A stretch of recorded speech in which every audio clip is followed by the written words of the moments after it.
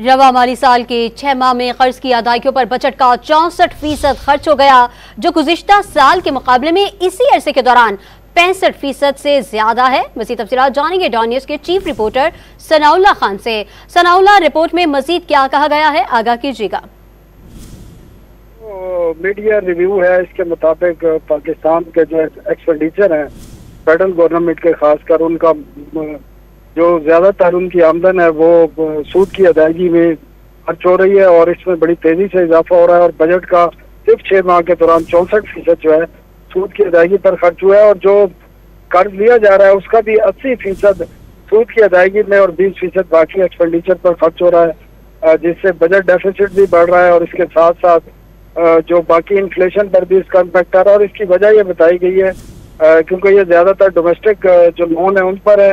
Interest जो पे वो है रेट है जो 22% है पॉलिसी रेट स्टेट बैंक का, उसकी बुनियादी वजह है जिसकी वजह से डोमेस्टिक जो कर्जे हैं उन पर पेमेंट जो है सूद की अदायगियां वो तेजी से बढ़ रही है। जी, सनाउल्लाह खान तफसीलात से आगाह कर रहे थे, आपका शुक्रिया।